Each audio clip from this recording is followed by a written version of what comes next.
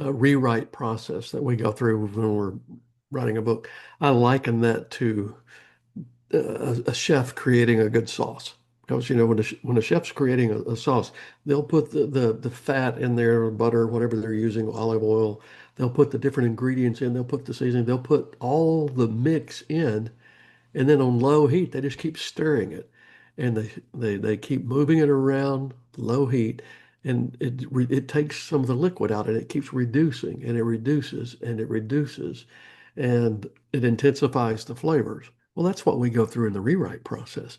We take what is the first draft, which is there, and it's got the story, and the story is good. But then as we go through that rewrite process, we're bringing it down, we're condensing it, we're doing certain things to it. So that's one of the balances we deal with. The other is when you know that it's good, you got to trust your gut.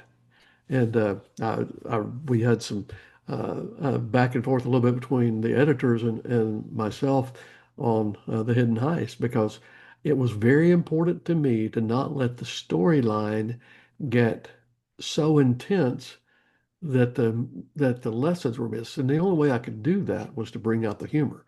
And when people tell me that they've read it and they started laughing, and it's laugh out loud kind of humor for them, that's good. That is a good feeling in me because that's what I wanted. But with the editor was saying that didn't exactly fit in a bank robbery.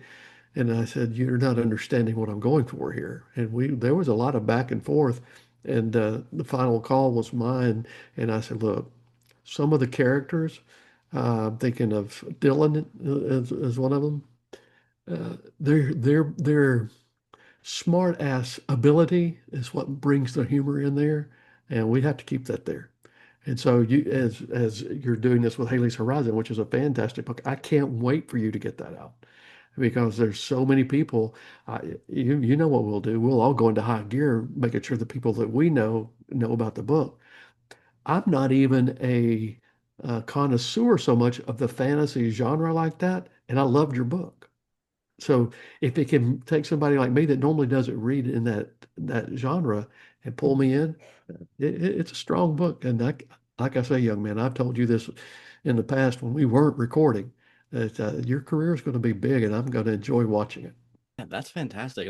Well, like 18 months of like grind and work and imagination and build up, and it's almost here. Like, yeah, September 6th, 16th. It's just a few days away. Like, that must be an amazing feeling to like It finally is. it's here. Man. And you want to take a big sigh, and you want to take a sip of your favorite adult beverage and celebrate.